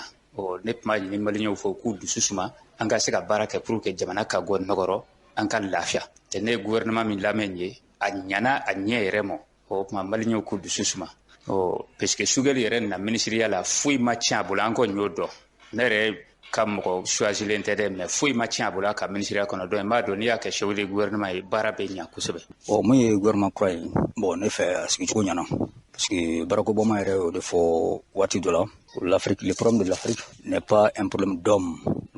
C'est pourquoi il a dit que l'Afrique n'a pas besoin des hommes forts, mais l'Afrique a besoin des institutions fortes. Voilà, donc moi et gouvernement donc fin fait bila la place maintenant ne bolo a bɛɛ place ka ɲi donc an bɛ dugawu kɛ ala k'u fanga se Chocolat Koukala Maïga avec la transition premier ministre Kouraye et ka kinna mu yoka donc mi jamana abe jamana don chorba do abe jamana don alors espérance bala donc ne bolo alors ni anya mo kelen tesi koy mo kelen tesi anya fanga fara nyonga abisi parce que anga jamana mali de mate farafin jamana ka tergi programme folo moy o e bembaliadi mona anga kele masaw yere desera tobula o bembaliya kelen de donc nama ben jugu be sana bamanan ba foti ko ne denen cira ko baso bedu donc an yɛrɛ dama fanga de ka bɛn fɔlɔ donc n'an bɛnna a ka ca la an bɛ se ka fɛn kɛ nka n'an ma bɛn an bɛ jigila mɔgɔw la faransɛw a dɔrɔn ta faransɛw tɛ o mali problème ye maliyɛn yɛrɛ de can ye min o y'o ye quoi mali problème ye maliyɛn yɛrɛ de a daminɛ an ka du kɔnɔ bi du jumɛn bɛ yen ko dutigi bɛ se a ka du la bi dugu jumɛn bɛ yen ko dugutigi bɛ se a ka dugu la bi jamana jumɛn bɛ yen ko jamanatigi bɛ se a ka jamanadenw na bi donc yanni ka ji mɔgɔ la jigi yɛrɛ la quoi c'est pourquoi an ka karamɔgɔba dɔ y'a fɔ ka kumaw la ko yanni ka i yɛrɛ ɲininka ko faso ye mun kɛ ne ye ko i k'i yɛrɛ ɲininka ko ne ye mun kɛ faso ye donc f'an bɛɛ lajɛlen ka ɲɔgɔn ɲininka donc ne ye mun kɛ faso ye o la ɲɔgɔn jalaki bɔ an b'o dabila n bɛ min fɔ ka fara o kan parce que transition fanga ye fɛn dɔ olu de kan ka kalafili nata labɛn ka président sigi président min bɛna kɛ mali maraba ye transition kɔfɛ o ni n ye waati tɛmɛnenw jateminɛ ale Choguel kelen a tun bɛ fanga ɲininaw fɛ o kɔrɔ ye fanga dun ye fɛn n'i y'a ɲinini daminɛ tant que n'a ma sɔrɔ i tɛna i bolo fila jigin ale kɛlen furanjɛla fanga in premier ministre ye fanga ɲini min kan ka labɛn a bɛna se ka neutralité kɛ wa neutralité ye jumɛn ye kana kɛ maa fɛ ka ban maa na kana kɛ fan kelen ji dɛmɛba ye ka i kɛ yɔrɔnin kelen i tɛ kini fɛ i tɛ numan fɛ a na se ka o kɛ wa o de jɔrɔ bɛ ne la a ka premier ministeriya in kɔnɔ sinon ko tɛ k'a fɔ ko ne ye min kɔn gouvernement min sigira Choguel Koukala Maïga fɛ a ka ɲi a man ɲi n tɛ se ka o fɔ sabu ka da kan maa minnu b'a kɔnɔ n t'a bɛɛ lajɛlen dɔn mais min bɛ minnu dɔn a la damadama b'a la tiɲɛna hali ni mu o tɔgɔw fɔ n ka tanu de bɛ minnu kan parce que n'olu ye maliko in na ka tɛmɛ u ye waati minnu kɛ ka tɛmɛ a kɛra waati ye min ye suakala min ye nɔbɔ maliyɛn si ma ɲinɛ min kɔ o maa damadama bɛ a la a diyara ne yɛrɛ de fɛn min ye gouvernement kura min sigila an fɛ gouvernement kura in kɔni an bɛ dugawu de kɛ sinon tɔ tɛ kɔlɔkɔlɔ la dɛ an b'a fɔ a fana k'a ko lajɛ dɔɔni an kɔni tɛ ɲɔgɔn jogo dɔn fɔlɔ mais a ka ko lajɛ hali sisan a ka ko lajɛ a yɛrɛ bɛ maliko bɛɛ kalama déjà a ma se mɔgɔ k'a fɔ k'a bɛ kuma wɛrɛ fɔ a ye a yɛrɛ b'a bɛɛ kalama a bilala min kama a ka kilo ma dɔrɔn a fana kana kɛ tɔw ta si ɲɔgɔnna ye o de kun ye ne hakilinata ye Choguel Koukala kɛra premier ministre ye an kɔni a diyara n ye a bonyana n ma donc an bɛ min fɔ a ɲɛna a ka baara kɛ dɔrɔn parce que a ka kuma cayara depuis ni ko daminɛna a bɛ jama ɲɛma fo k'a se sisan ma bon a ka kuma kɔni cayara bon kuma caman an t'o kɔ dɛ an bɛ baara de kɔ a ka fɛɛrɛ k'a ka baara kɛ bon mɔgɔw y'a bila minɛn min kɔnɔ a ka minɛn fa a kana kɛ fɛn wɛrɛ gouvernement kura min sigira an b'a ɲini fo ka cɛsiri u ka baara kɛ parce que waati bɛ coup d'état Mali kɔnɔ vraiment Mali sɛgɛnna Mali ɲanina an ka lajɛ an ka dɔ bɔ coup d'état in na an ka baara kɛ an ka yɛrɛ ko dabila an ka kɛ maliko ye n'an ma yɛrɛ ko dabila ka kɛ maliko ye Mali ti bɔ nɔgɔra an bɛ jɛ ka dugawu kɛ an bɛ fɛn o fɛn fɔ malidenw ye o k'u jija an k'an bolo di ɲɔgɔn ma ka ɲɔgɔn dɛmɛ a la an ka ɲɔgɔn fɔfɛ kumaw dabila an ka ɲɔgɔn ɲɛngoyaw dabila an ka jɛ ka gouvernement kura in dɛmɛ ko Ala ka jamana in ta fanga d'u ma Ala ka fantanw hinɛ don u la ka jamana yɛrɛ hinɛ don u la o de ye n bɛ fɛ Choguel sigiri premier ministre a diyara ne a ma foyi tiɲɛ ne kɔni an bɛɛ ye maliden de an bɛɛ ŋaniya ye kelen gɛlɛya jugu min b'an dara ka se ka bɔ n'o ye insécurité donc a fɔlɔfɔlɔ y'o fɔlɔ mɔgɔninfinw ni kisi n'u ka lakana vraiment n'u sera ka na ni stabilité yɛrɛ jamana kɔnɔ mɔgɔw k'u yɛrɛ kun sɔrɔ donc o de kɔni ka di ne fɔlɔ Choguel ka a ka premier ministeriya bon ne kɔni bɛ se ka min fɔ a la dɔrɔn donc olu de ye mankan kɛ k'a fɔ ko président ka taa donc n'ala y'a kɛ ko président taara a bɛɛ taara ka d'u yɛrɛ ma sa donc a bɛɛ b'a yɛrɛ bolo démissionneli taara donc a tɛ taa yɔrɔ si a bɛɛ b'a yɛrɛ bolo yen nɔ donc a bɛ min kɛ sisan donc o de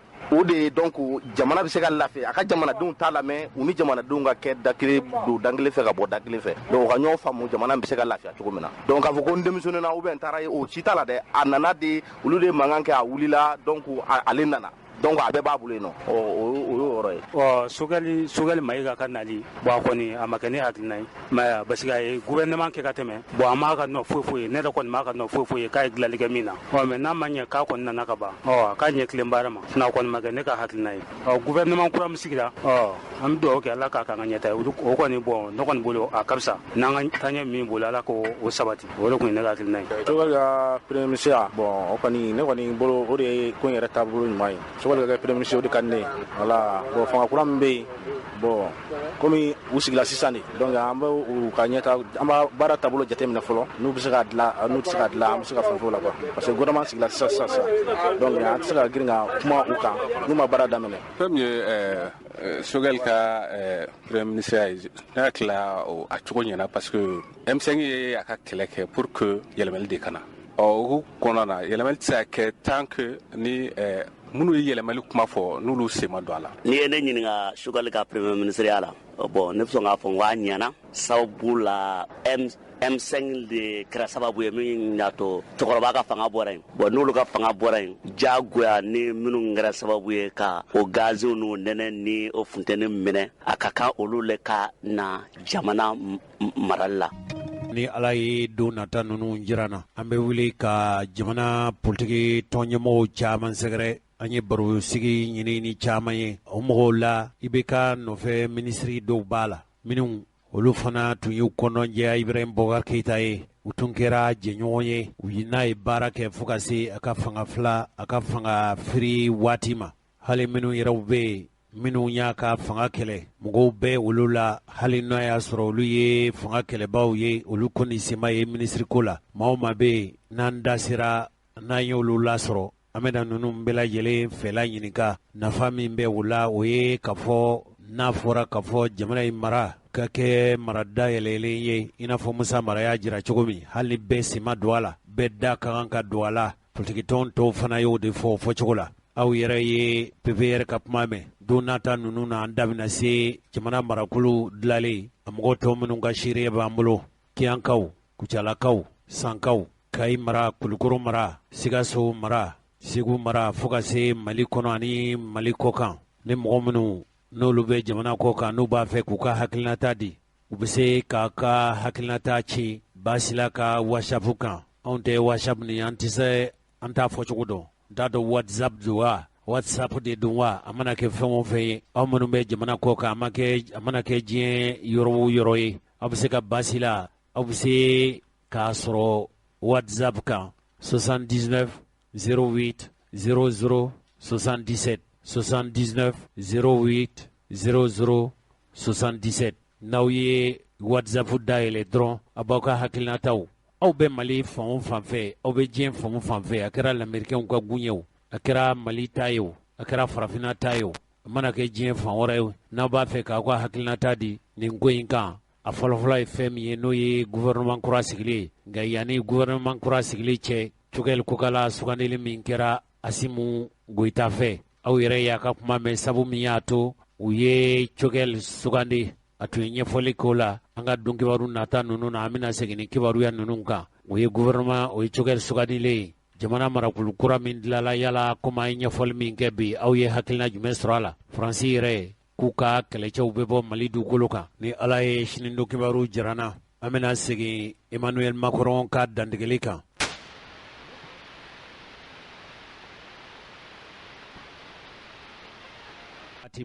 ani minisiriw ni ɲɔgɔn cɛ baara bɛna boli Sogɛl Kokala Mayiga an k'ale lamɛn kuntilenna minnu b'a la ani Asimu Goyita y'a bila ci minnu na a bɛ jamanadenw ka ci minnu na aw ye politikitɔnw ka fɛla lamɛn yala jaabi jumɛn bɛ Sogɛl Kokala Mayiga bolo sabu min ye Sogɛl Kokala Mayiga ye juin kalo tile 7 tɛmɛnen n'o bɛna kari tɛmɛnen ma sabu juin kalo tile 13 tɛmɛnen n'o bɛna kari tɛmɛnen ma Sogɛl Kokala Mayiga a ka baara kɛ kɔlɛ n'o ye conseil du cabinet u ye ɲɔgɔn dalajɛ Sogɛl Kokala Mayiga da sera fɛn min ma o ye ka yɛlɛma don mara la a tun bɛ kɛ kɛcogo kɔrɔ minnu na ko k'o dabila pewu yan'a bɛ minisiri ninnu bila ka t'u ka ci la a ye bilasirali kan ni jagasirikan caman f'u ye a ka laɲini kɔnɔguwan laɲini dɔ ye fɛn min ye o de ye lakana bɛ se ka sabati cogo min yɛlɛma minnu kan ka don jamana jɔli a dabali n'a fɛɛrɛtigɛ la yɛlɛma minnu kan ka don fangabondasow ka baara la ani fana fangabondasow sigili la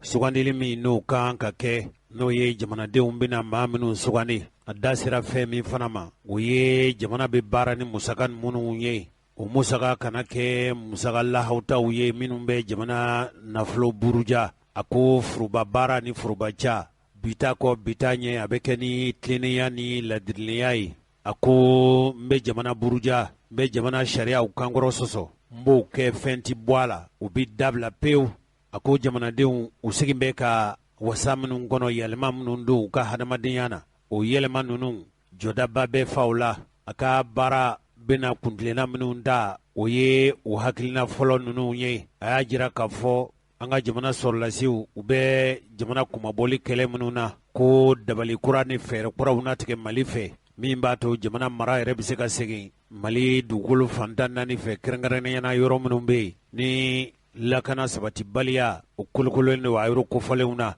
a ka laɲini filanan o de ye k'a fɔ jamana marabaaw fo u ka u cɛsiri min b'a to jamana in bɛ sira minnu kan yɛlɛma ka don jamana joli siraw la k'a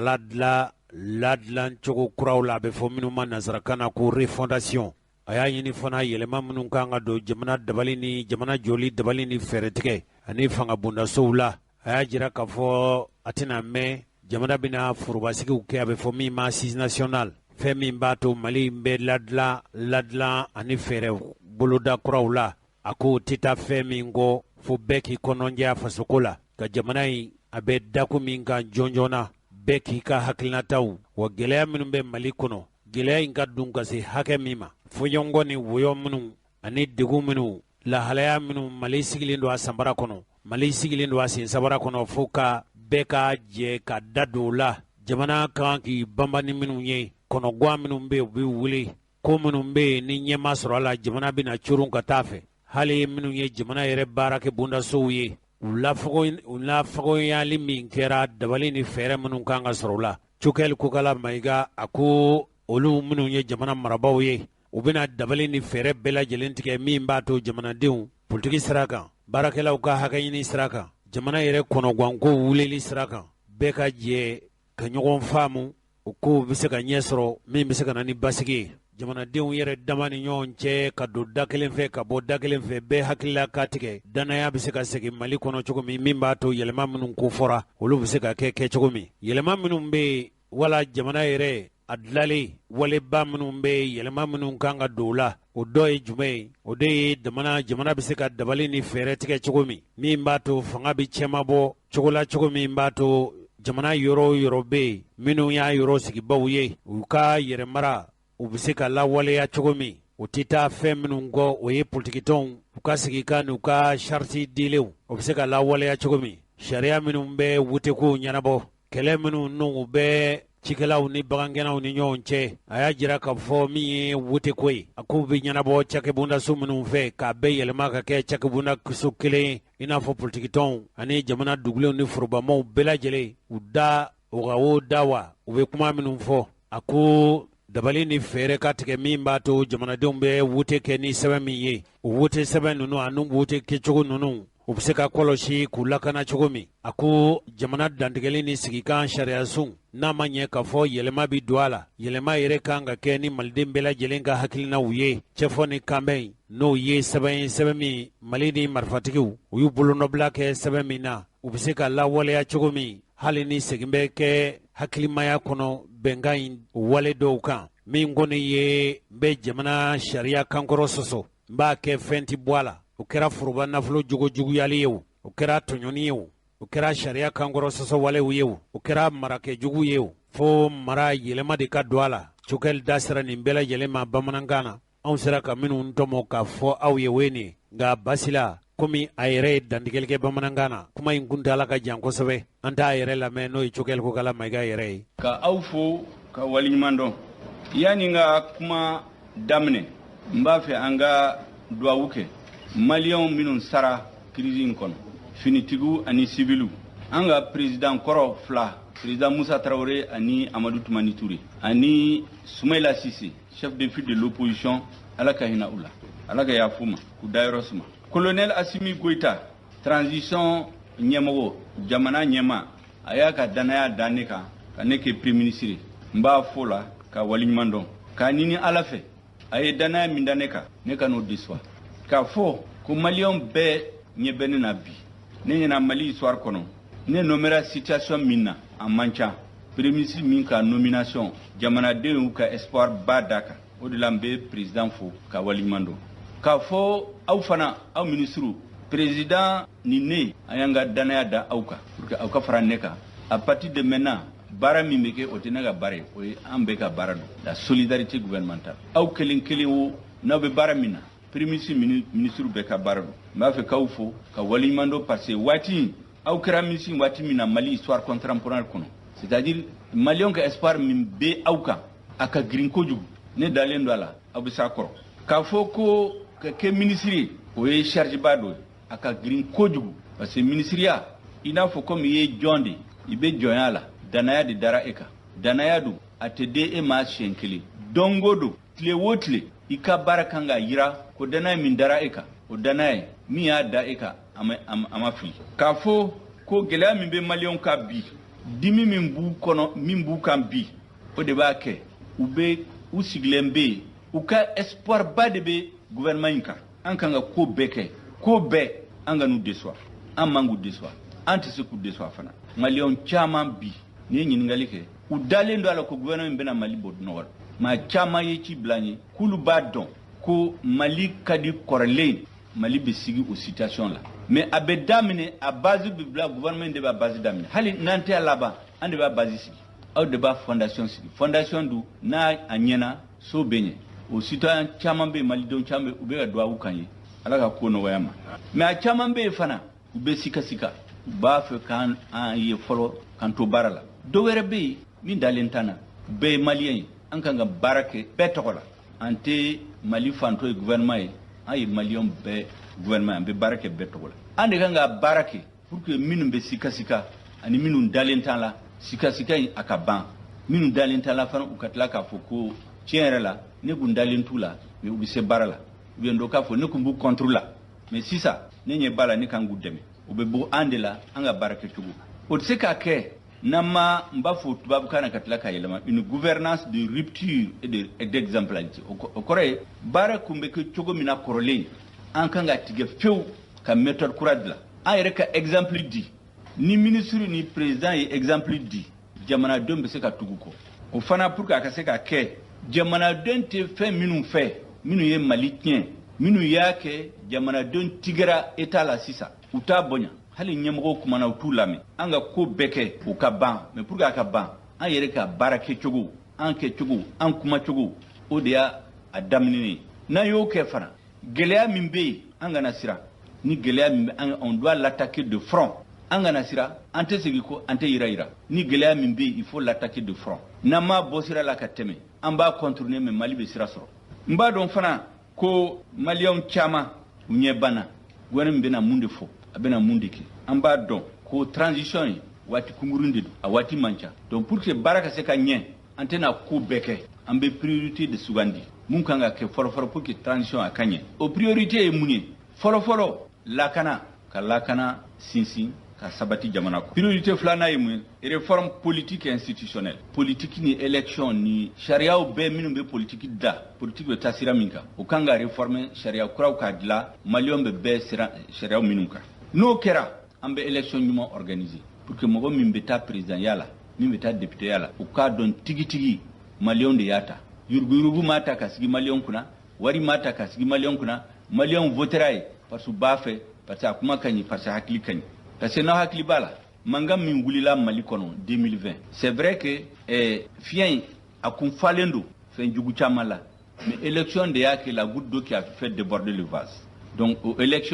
élection crédible mɔgɔ bɛ da élection min na an kan ka ko bɛɛ kɛ o bɛ se ka kɛ ka tila k'a fɔ réduction de train de vie de l'État maa caman b'a fɔ ko jamana ka wari a tɛ dɔ da ɲuman fɛ a caman bɛ tiɲɛ ɲɛmɔgɔw fɛ o fana an kan ka solution ɲini a la ani la lutte contre l'impunité c'est-à-dire mɔgɔw bɛ tiɲɛni kɛ Mali kɔnɔ foyi tɛ bɔ a la o fana kan ka dabila a priorité laban ye mun ye peut-être a kan ka kɛ fɔlɔ ye fantanw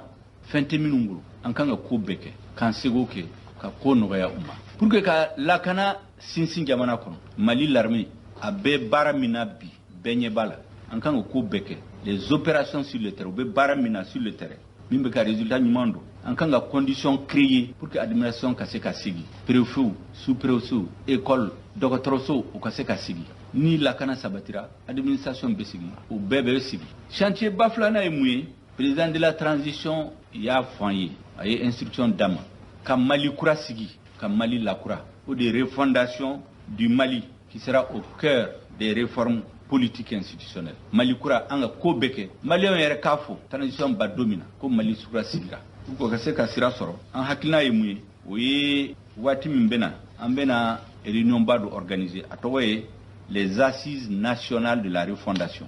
maliyɛnw bɛɛ bɛna fara ɲɔgɔn kan an bɛ danaya mɔgɔw de ta maliyɛnw danaya bɛ min kan min bɛ Mali dɔn min bɛ Mali administration dɔn min ka jamana dɔn an bɛ n'u fara ɲɔgɔn kan u bɛna assise in labɛn wa assise in fana an t'a fɔ ko foyi ma kɛ Mali la dɛ fangakɔrɔ min ye baara kɛ Mali la an tɛna fɔ tigɛ dɛ k'a fɔ fɛn bɛɛ bɛ daminɛ transition in de la o tɛ kɛ da minnu tun bɛ fanga la kɔrɔlen olu fana ye baara dɔ kɛ peut-être a ma ɲɛ sɔrɔ baara minnu kɛra kɔrɔlen an b'u bɛɛ ta concertation états généraux forum assise dialogue national an b'u bɛɛ min bɔra an b'u bɛɛ fara ɲɔgɔn kan ka conclusion baw ta conclusion minnu maliyɛnw bɛɛ bɛna u yɛrɛ dɔn conclusion ninnu na o bɛ kɛ mun na ne y'a fɔ sisan ko crise in daminɛna cogo di élection de kɛra mankan wulila élection nɔfɛ mais o ye i n'a fɔ fiɲɛ fɛn b'a kɔnɔ f'a fara élection in c'est la goutte d'eau qui a fait déborder le mais fɛn jugu minnu tun b'a kɔnɔ o kuma bɛna fɔ n'o banna maliyɛn o maliyɛn n'i b'a fɛ ka kɛ candidat ye présidentiel la i bɛna sigi k'a fɔ ko ne kɛra président ye e bɛ fɛn fɔlɔfɔlɔ min waliya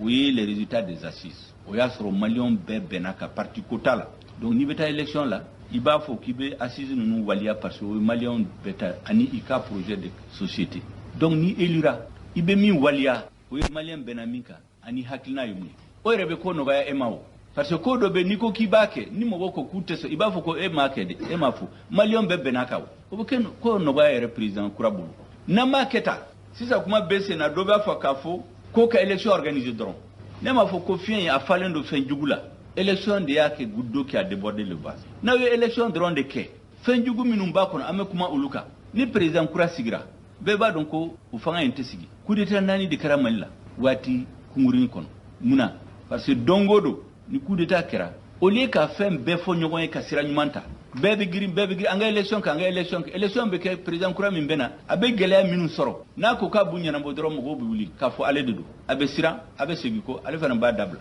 jamana tora ka tiɲɛ nin cogo la maliyɛnw kan ka ɲɔgɔn tɛgɛ minɛ bɛɛ ka intérêt b'a la assise nationale in ka kɛ comme y'a fɔ n'i kɛra président ye ko dɔ bɛ yen n'i ko k'i b'a kɛ n'o b'o de waleya fɔlɔ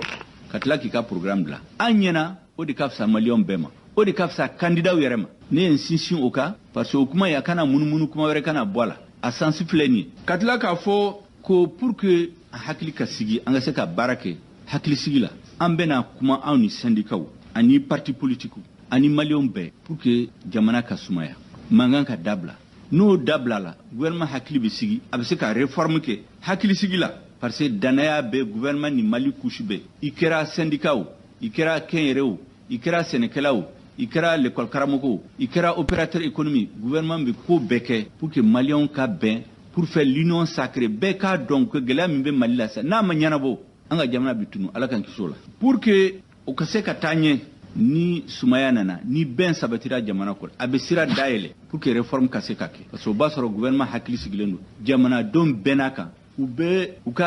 ka état u ka jamana an b'a sama ka taa sira ɲuman fɛ bɛɛ bɛ fara ɲɔgɔn kan ka taa ka bɔ da kelen fɛ ka don da kelen fɛ o de bɛna kɛ an bɛ réforme kɛ an bɛ élection kɛ élection bɛ ban mankan tɛna wuli mɔgɔ si tɛ wuli k'a fɔ k'i ma sɔn parce que a kɛra jɛlenya kan président min bɛ sigi fana a bɛ sigi lafiya la a hakili bɛ se a bɛ se ka jamana baara a tɛna don o don ka gazi fili mɔgɔw kan ka mɔgɔw don kaso la parce que sɔsɔli b'a ka élection la o de bɛ n ka jamana kɔnɔ a mɛnna pour que o ka kɛ Mali parti politique bɛɛ société civile bɛɛ maliyɛnw bɛɛ ko organe unique des élections ko jɛkulu dɔ kan ka sigi min bɛ élection dilan an bɛ lahidu ta an bɛ ko bɛɛ kɛ organe ka sigi ni ministre de l'administration an bɛna sigi maliyɛnw ye organisation élection organisée a bɛ san 30 bɔ maliyɛnw dɔ kan ka sɔrɔ Mali kɔnɔ min bɛ yira ministre de l'administration la élection bɛ se ka kɛ organe unique bɛ se ka kɛ u ka taa convaincu ne bɛ Mali expert bɛɛ wele a ye taa ni ministre de l'administration ka sigi a ye ko bɛɛ kɛ k'a la convaincu parce que a nalen siɲɛ fɔlɔ a fɔr'u ye k'a tɛ se ka kɛ ne ye min fɔ CEDEAO ɲɛmɔgɔ ye o don n bɛ digression dɔɔni kɛ n k'u ma k'a fɔra k'a tɛ se ka kɛ minnu y'a fɔ k'a bɛ se ka kɛ ɲininkali ma kɛra u la o donc sisan minnu b'a fɔ k'a tɛ se ka kɛ ani minnu b'a fɔ k'a bɛ se ka kɛ an b'u sigi u k'a jira n na min bɛ se ka kɛ ni tiɲɛ bɛ sira min an b'o ta o b'a sɔrɔ an b'u sigi u k'a jira n na min bɛ se ka kɛ ni tiɲɛ bɛ sira min an b'o ta o b'a sɔrɔ sɔsɔli tɛna k'a la tuguni donc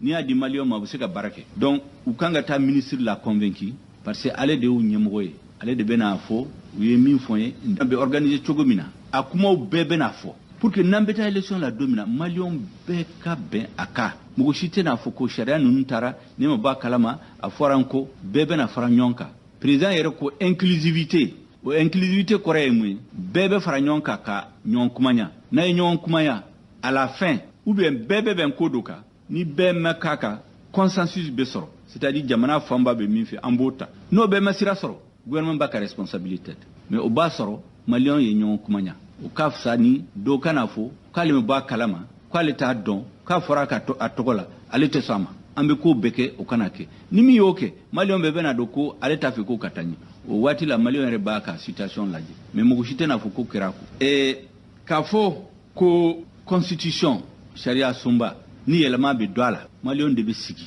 ka fo problème jumɛn de be anga jamana bolo constitution kanga minu résolu constitution te sebe nchogola donc ko espéru de base espéru te constitution sebe peuple de bafo ne bafe état jumɛn de kasigi ni peuple bena be mifo ubitla ka di expert mo ka sebe avec etan korele akumbe chogodi ko expert de be constitution sebe kana da Maliens ateke tan jamana tigu o ye Maliens de ulu de bafe ne bafe sharia sumba ka problème résolu na yafo abedi expert mo kofe ayo sebe hakina mbe peuple la ayo sebe o fana yado accord d'Alger kuma be chaya doko ka waliya doko ka te waliya doko ka rélecture doko ka teke o be kuma wudi pourquoi yafo rélecture intelligente ne yafo mbalmawi mouvement signataire ne ulu be nyon rencontrer ay nyon kuma nya kosobe ne ni sema mo ay l'air flaqué plateforme mo ay l'air flaqué mouvement d'inclusivité afamba we ne u be rencontrer ye munde fuy ko sisa na jatmineke I Maliens wo Maliens ni tara jamana yoro bafo ke ednaudi Mali droit de la utafo ko ednaudi Mali fana kono Mali te mogo shita ka teme mogo reka ibe bo Aguelhok ibe bo Kidal ibe bo Sikasso ibe bo Kay aw be ka droit we kele Mali kono nko donc an kanga sigi ambe datugu an Maliens damadama an benga situation laji an be kele hal na ma nyon fini fara mais abete ani nyonci nan bena minka ambe bo ka yira communauté internationale akana ndeme ka waliya na maketa ubeto ka munumunu ku autorité ni antérité nko terité mo shiboro de communauté internationale o jamana o de farala nyonka beka intérêt babulu anga barake jamana intérêt ka donc ni gelea mimbe anga fo nyogon nan benaka ambe yira ka ambe bo ka yira Maliens la Mali na fa bi nindela pour que la fia kana jamana kono Mali kana fara unité nationale akay jamana kili intégrité du territoire farali kana ke jamana la forme républicaine et laïque de l'état bebetika dina la minkadi n'est-ce pas nan benoka ato bebe se ka négocier à l'intérieur ni mimbe boala aka trondron Maliens be benak ou be mimma beka akata ayirala pour que ka la convaincu ka fo Mali na fa benindela état organisation kacha état unitaire B état décentralisé B état fédéral B confédération B organisation chama be jamana mais Maliens de kanga ben min kadiuka jamana yi nan benoka ambitla ka foko communauté internationale kandem o de hakilnay neni mbalmaw des mouvements signataires vraiment ay ñoo kumanya ay futu ñumata ñeñana be ko ni sojara en tout cas ambe fara domina donc nkuma ambe changement do accord à gestion erela ande bena sigi an ñoo ka ben ko do ka katla ka yira communauté internationale akan deme aka waliya yensi so ka parce que accord ko inafo ni magara la dron dobe manga wuli yoro dola ni abla fana dobe wuli manga yoro dola. Or le gouvernement de transition est obligé de prendre ses responsabilités pour faire avancer ce dossier mi maseka ke san woro kono ambe ko beke président ko kambe ko beke anga seka la avancer Maliens yer ka fo ko min kera pendant la transition au kachani min kera san woro kono na yoke les Maliens vont être reconnaissants au gouvernement de transition odi kama akwari à situation à benga priorité parmi les grandes priorités du gouvernement. Odi kama na yo gouvernement ere togoy on a ajouté exprès ministre de la réconciliation, de la paix, de la cohésion nationale, chargé de l'accord pour la paix et la réconciliation nationale. Corrélé à baka attribution là, mais il y a beaucoup de togoy pour que Maliens cadre, mouvement ere cadre, importance mimbe accord ni la gouvernement bolu. Ayami. Et katla ka fo ko gouvernement ka bara akangi nyeshi ba fuko la fin de l'impunité. C'est-à-dire ibe tieni ke foite boala okanga dabla malila parce que namo ke jamana bena tien abena tunu ode akanga jamana tiena crise mi manga jamana kono abenia laje mauvaise gouvernance de ba bazila lutte contre l'impunité mogo be tieni ke wari min be de l'armée ma do ba tien wari min be ta ka di soldats ma ku furake do ba tien wari min be di fantawma do ba tien foite bola an kan ko beke mogo min yi tieni ke ibe jamana donga wari sigama parce que namo ke jano dum bena tige gouvernement la petit à petit abe se yoro dola o ba soro fangante ni fangante jamana mina o ye akina bebulu ala kan kisola ka fo kana kele min kera 2020 kono mogo do sarala o dossier fana fa ka bo malion ka don doko kambe soldat suko mogo shite soldat suko de mogo shite en tout cas peuple malien ta ka soldat su be sa dongodo mi ba soro mogo de responsabilité ta o de be nyiniu. Donc nous, c'est pas les militaires, c'est pas notre problème. Ceux qui ont donné les instructions. Parce que soldats si vous voulez à Kama, kata dokan kono ka marfata kata mugo faga. Atokeo, dobe des instructions d'amant. Ça c'est des instructions politiques. Namo ke maliam bena tigana, uba fuka ye keleke, fo do sara, fanga yele mara, minuna yele malike soldats suni mogo minun kumbe M5 la, uyu sabo soro doro unyi nanko. Ufana kan manga keo, parce que hake fana be nam no hake namasara, anga bara sekatanyo. Mogo dobe minun jogina pour toute la vie. Pour se ka barake tuguni dobe soutien de famille de do o be kan ga jatemine ke pour que u ka hake anga sarawe anga se ka jamana latani o de kama ko gouvernement bena inyesi dossier de corruption ka ministre de la justice dema ka barala na mago be fin la président ko kanga dama baraka se ka ke dobe faruka budget ka wo dobe faruka personnel ka ambe ko beke ka moyen dama o ka se ka ke parce que ni moyen madame ale fana o se ka barake ka fo ko service baw gouvernement ka service baw administration baw be ba do cheni kara yoro chamala peut jamana do hakila cheni kara yoro dola en réalité amakala yoro dola ko cheni make ka soro cheni kara la donc segeli bena ke pour ganga tiendo ni cheni kara yoro mina o ka se ka réparer ni cheni make yoro mina akatoyi mais mogo ka to comme ça cheni kara ni na yurguru kara ni na mogo be to ni na dongo dimi be jamana de la uta do jon e juendeke ukanga éclairci wodi kama ko les grandes entreprises, les grandes institutions, les grandes administrations, projets baou, ani collectivité ou, ani état ka immobilier ou, gouvernement ka so chama, ani aka terrain chama, ou fere la mogota don kera chugumina. Mangambe dugu kono. O mangay ambena yira ka don tiembe yoromina. Peut-être comment ou be fo tiente, comment ou te fo, iba soro fendo bu jukoro. Abe kanga bokene ka malion kado. Anko baisse du train de vie de l'État.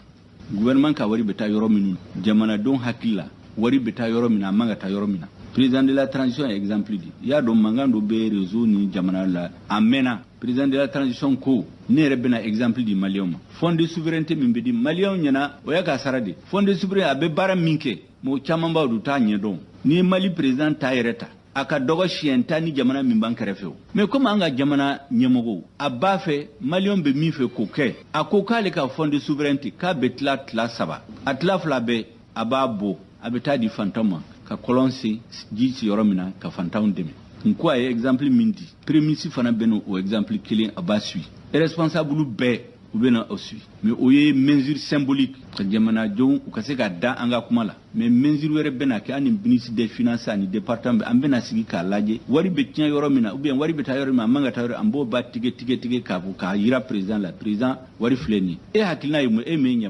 jamana nyemoy akanga ke chugumina ambe barake ka nyishala nako mbafa ka kolonse fantauma ou bien ka di armema ou bien ka di sénégalawma président de bena décider parce que de jamana nyamay o fana gouvernement benu barake ka tayira la kanga kemu katla ka foko na ya gouvernement kono ay ministère de la min togo ministère de l'administration de l'action humanitaire de la solidarité des réfugiés et des déplacés au ministère en combat malion ka don tigiti président ko action humanitaire korele kumbe mais mali kono sisa ni jatemneke kelen ay do fara fantonka ma chama burka jamana kono do réfugié ou be jamana werela ni tara jamana minum bankerefe malien minum be kande réfugié la yoro do la o kachani min be jamana kono ka région la uma bo malien yala do rebe mali kono c'est des déplacés ni tara sisa mali vers l'aéroport mogo minum be bo centre la ou be si nyamande kam donc président ko ale jamana nyemogoye atseka nyina nunko donc ministère délégué do be créé aka problème be mui ngania mimbe président la ka nyeshi fantauma ngania mimbe gouvernement la aka bara yodi parce que ulu de mali majorité mugo mimbe se ga Dominique Chianchama ulu manchao ale do jamana nyamae donc aka nga barake jamana majorité tokola donc kuma ba minu fora o de ne ka fo ko kuma nunu na yu beta k'u sɛgɛsɛgɛ gouvernement kɔrɔ ye programme d'action gouvernemental kɛ parce que ne y'a fɔ aw ye an tɛ gouvernement min bɛna fɔ ko min kun ba ɲɛna u ma foyi kɛ an t'o kuma fɔ n'i y'o kɛ dɔrɔn i bɛ tiɲɛni i bɛna nin tiɲɛni jamana kɔrɔ minnu ye baara kɛ u ka baara an b'a ta min ka ɲi a la an bɛ dɔ fara ka jamana lataɲɛ jamana bɛ jɔ nin cogo de la ni fanga yɛlɛma aw nana fɔ ko foyi ma kɛ aw bɛ fɛn bɛɛ déchiré ka bila a b'a recommencer aw bɛ fili de la donc gouvernement ye programme d'action gouvernement min président an bɛ n'o ta k'a lajɛ président ye priorité kura min d'a ma an b'olu dilan k'u bila k'a sɛgɛsɛgɛ ka dɔ bɔ a la ka dɔ fara kan k'u présenter maliyɛnw na n'an y'o kɛ an b'a dɔn tigitigi le gouvernement aura une boussole boussole ye min ye n'i bɛ taa yɔrɔ min i t'a dɔn min b'a yiri la kɔrɔn fɛ bɛ yan fɛ tile bɛ yan fɛ ouest bɛ yan fɛ est bɛ yen fɛ o de ye boussole a bɛ n'an guider an kan ka taa yɔrɔ min na il va nous donner un cap en transition bɛ ban don min na an kan ka se yɔrɔ jumɛn na lafiya kan ka na Mali la lutte contre la corruption lutte contre la pauvreté o amélioration kɛra cogo di maliyɛnw bɛna dɔn tigitigi ninnu bɛna fanga la don min na ani bi o tɛ kelen o de ye avoir un cap et un référentiel c'est-à-dire baara kan ka kɛ cogo min na an kan ka étape jumɛn ni jumɛn de kɛ n'an y'o kɛ n dalen don a la ala barika la gouvernement ka baara a bɛ ɲɛ sɔrɔ n'an y'o bɛɛ jate sisan waati min dira ma a ka dɔgɔ baaraw ka ca i n'a fɔ tubabu b'a fɔ ne dans une course contre la montre c'est-à-dire que baaraw ka ca waati ka dɔgɔ mais bɛɛ ɲɛ b'an na u bɛna min de fɔ u bɛna min de kɛ maliyɛn caman b'a fɔ aw b'a mɛn ni transition ye échouera o ye Mali ko banni dɔw b'a fɔ a ye ko bɛɛ kɛ danaya min dara aw kan a ka gɛlɛn Mali histoire kɔnɔ gouvernement min a nana mɔgɔ ye espoir d'a kan ka tɛmɛ nin kan n'an ma nin réussi vraiment Mali bɛ tiɲɛ ala k'an kisi o la donc u kan ka bila an bɛɛ hakili la à la fin de la transition l'histoire doit retenir que le gouvernement de Assimi Goïta a restitué au peuple malien son indépendance, son unité, sa souveraineté, sa dignité, que les peuples applaudissent de Kidal à Kay. Une transition est dominante. En bas fait, un gouvernement mifleni. Colonel Assimi Goïta y a qu'à danaya da anka. Accès qu'à faux histoire qu'on. Que colonel Assimi Goïta n'a l'un. Aye Malion de Minunta ou Kaba.